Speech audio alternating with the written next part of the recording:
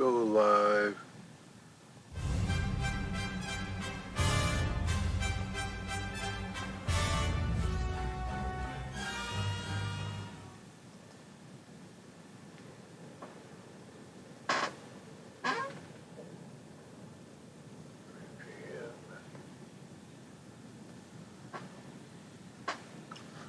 Huh. God always has a gift for you. Hi, I'm Reverend Andrew Bozeman, and this is On the Wings of Your Mind. God always has a gift for you. No matter how good or bad the situation may seem, infinite intelligence always has a gift hidden in it. The challenge is to find it. This past Sunday in church, I listened to a sermon by our guest speaker, Reverend Ron Skoronsky, a minister ordained in the Church of Religious Science. He gave some things to think about. A couple of days ago, it was Monday, I think, I mentioned his reference to creating heaven on earth.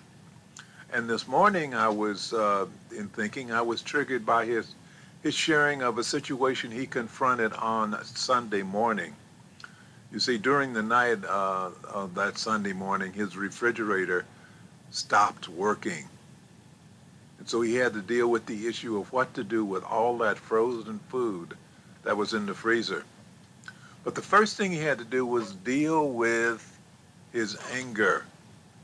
He had to deal with his anger before he could effectively do anything else. And so I was thinking about that situation this morning when the message came through that God always has a gift. The challenge is to find it. God always has a gift, and the challenge is to find it.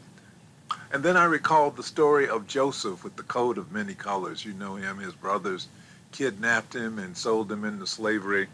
So even though things eventually worked out, he had quite a few challenges to deal with in finding the gift of the situations his brother had placed him in. But when it finally all worked out, he did find the gift, as shown by his statement to his brothers from the book of Genesis, chapter 50, verses 19 through 20. Joseph said to his brothers, "Do not be afraid, for am I in God's place? As for you, you meant evil against me, but God meant it for good in order to bring about this present result, to preserve many people alive." God meant it for good even though you meant it for evil. Please click on the thumbs up button, and if you haven't already done so, please choose to subscribe. Remember, the thumbs up button is below the video. The subscribe button is the logo, which is in the lower right-hand corner. And remember, I would love to get your comments, thoughts, suggestions, ideas, which you can put in the right-hand side there, the chat box. Thumbs up, chat box, subscribe. But if you're in the replay mode, then the chat box is no longer available, so you have to put your comment below the video. Okay. So Joseph was sold into slavery by his jealous older brothers, and through a series of remarkable events, Joseph eventually became the second most powerful man in Egypt, second only to the Pharaoh. He ended up being an advisor, a highly trusted advisor to the Pharaoh, and he answered only to the Pharaoh. So in that position as the Pharaoh's trusted advisor, Joseph ended up saving thousands of people from starvation and death. But he would not have ended up in that position if he had not been sold into slavery and transported to Egypt against his will. Amazing. Joseph's journey was filled with tribulations and triumphs. Joseph eventually learned that from a spiritual perspective, it doesn't matter how things appear in physical reality. There's usually something going on at a higher level. Joseph learned that there is a higher reality, a higher order, if you will, that is above the physical. That higher order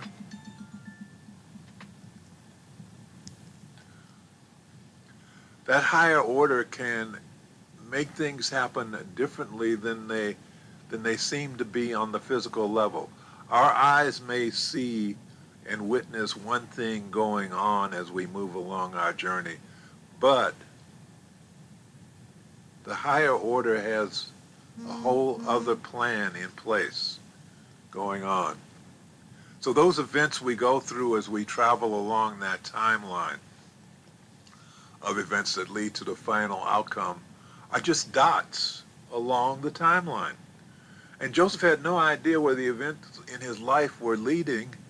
He was just going through it day by day, minute by minute, dealing with whatever was coming his way. But let's talk about those dots. As Stephen Jobs said, Stephen Jobs, the inventor of the iPhone, he says you can't connect the dots looking, you can't connect the dots looking forward. You can only connect them looking backward. So you have to trust that the dots will somehow connect in your future. You have to trust in something, your gut, destiny, life, karma, whatever. You gotta trust. Stephen Jobs said that. So back to Joseph. Throughout all his ordeals, Joseph maintained a strong belief that God was always with him. And because of his faith, Joseph became a spiritual warrior. And recall now, Joseph said, "Do not be afraid. Do not be afraid, for am I in God's place? As for you, you meant evil against me, but God meant it for good in order to bring about this present results." Remember, the purpose of this broadcast, the purpose of On the Wings of Your Mind, the reason why I'm here is to help you develop and elevate your awareness, your spiritual awareness and power.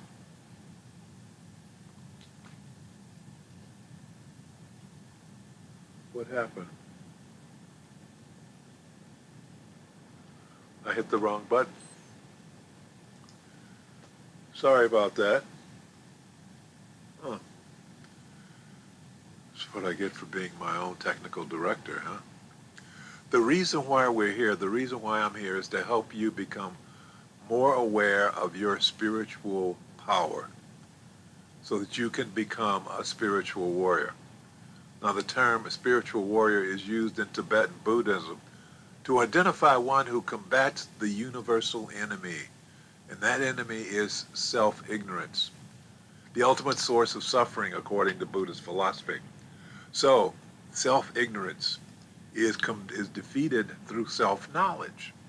So you can eventually rise above the continual suffering of a living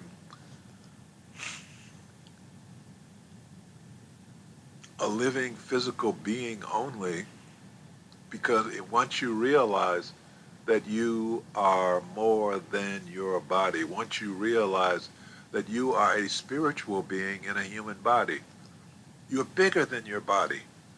You're more than your body. You're more than all this emotion and stuff. So what we seek to do by raising your awareness, by bringing you in contact with your power, is to uplift you and to lift you out of the morass of that automatic emotional and physical situations to the situations we encounter in life. And when I'm talking about the situations we encounter in life, I'm talking about all the situations, good situation, as well as the so-called bad situations. Remember the words of Rudyard Kipling in his poem, If. Kipling said,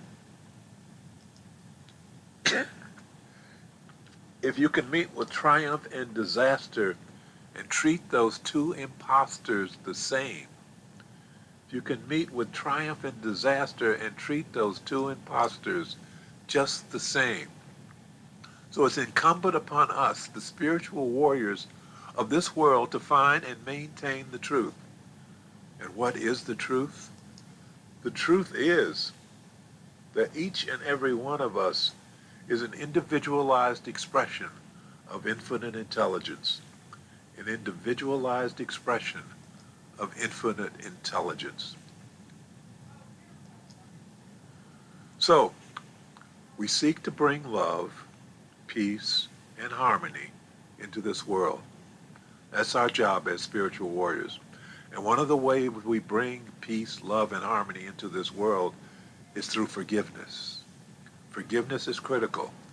Now, Joseph gave us the first recorded act of forgiveness when he forgave his brothers for selling him into slavery. Going back to what Joseph said, do not be afraid, for am I in God's place? As for you, you meant evil against me, but God meant it for good in order to bring about this present result, to preserve many people alive. So therefore, do not be afraid. I will provide for you and your little ones. And so he comforted them and spoke kindly to them. So Joseph forgave his brothers. That was 4,000 years ago. 4,000 years ago. But yesterday, Derek Chauvin was found guilty of killing George Floyd in a case that shocked the world. But now is the time to release all that negative emotion that's attached to that case. The cries for justice, the desire for revenge, the anger at the unfairness, all those negative emotions affect us. They damage us. And so now that the verdict is in, now is the time to forgive. And by forgive, I mean it's time to release those negative emotions that are attached to this whole situation. We need to release all those negative emotions and the energy attached to them, because our energy needs to be focused on moving forward and claiming the gift that this situation has given us. Gift? This situation? What is the gift? The gift is unity. For a short, intense period, the entire world was unified in outrage. The entire world, every country, every city, the entire world was unified. And that unified outrage reinforced the bond of humanity that was above individual issues, above race, above country, above religion. We were unified around the world. God's children came together for an intense moment of connection. That is the gift. That is the gift. We came together and we were all connected all the way around the world. So now is the time to release the negative emotions and nurture that positive connection with love. Now is the time to nurture that connection with the shared energy of infinite intelligence. Let us go deep into our center and feel the power of love that lives within us. It's there. It's there in our heart-generated electromagnetic field. Anger and fear makes it draw in. We don't want that. We want it to expand. We want to expand that electromagnetic field. We want to feed it love. And at the same time, we want to imagine that we are including in our field not only those around us in our immediate area, but the whole world. We're including the whole world in that healing light of love, peace, and harmony. Imagine that. Imagine that. Imagine it just like the focused light of a laser, like the focused imagination, focused thoughts, focused mental energy can be used to bring about changes in physical reality. We have the power through our focused imagination to spread our love around the world. It's been done. For example, during the period of 2007 to 2010, there was a large enough group, nearly 1% of the U.S. population that meditated together and created a significant decrease in both the national homicide rate and urban and inner city violent crime. Just by meditating together, seeing love, peace, and harmony. That was in the period 2007 to 2010. So matched with the previous period, 2002 and 2006, there was a significant decrease. And the hypothesis is that there exists a field effect of consciousness which is underlying everything. It's an underlying connection between us all, between every one of us. In much the same way that physics has shown that there is unity between matter and energy fields all over the universe, then there is also an underlying field of consciousness between humans. And the more that field is energized and enlivened, the greater the unifying influence of peace and harmony on the surface levels of life. We can make it happen with love. We have the gift. We have the opportunity now. The verdict is in. We can let go of the negativity. We can let go of the outrage, and we can join together in love. Remember, Joseph says, "Do not be afraid, for am I in God's place?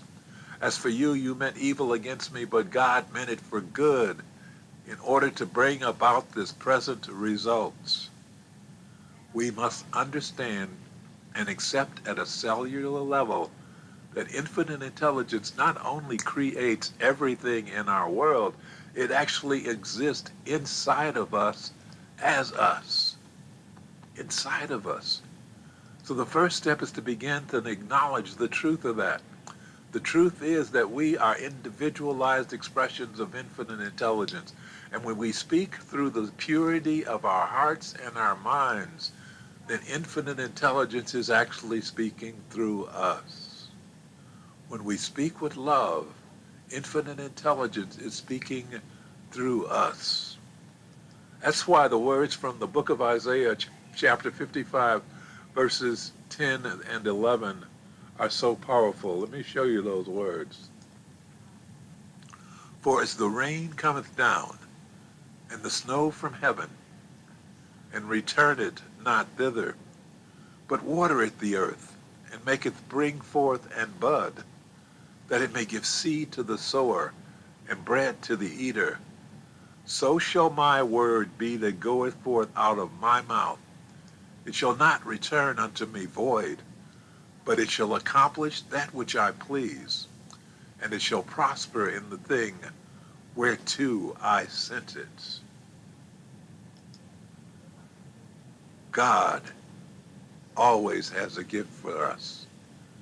God always presents a gift in every single situation. This time, that gift can be you.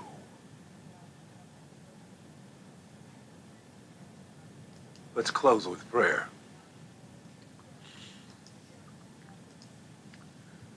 Thank you, Infinite Intelligence, for bringing all of us together in this life so that we may become spiritual warriors and join in the work we have come here to do. Thank you, Infinite Intelligence, for bringing us into this space of awareness and a deeper understanding of ourselves and our relationship to life and infinite intelligence. Thank you for showing us who we really are. We open our minds and hearts to the truth of our being. We are the children of God. We are individualized expressions of infinite intelligence. And because we are part of the greater whole, we are beginning to understand our value to the continuity of life on this planet.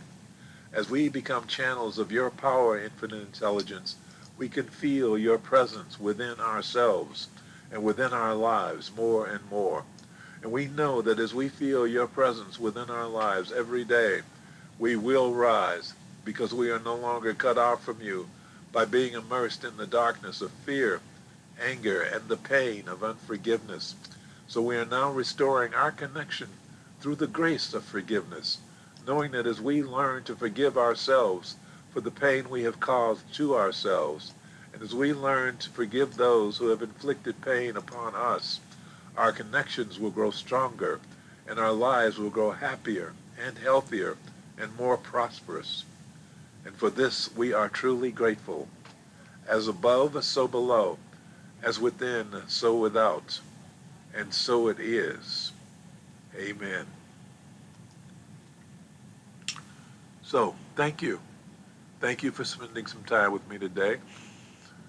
If you haven't already done so, please choose to subscribe.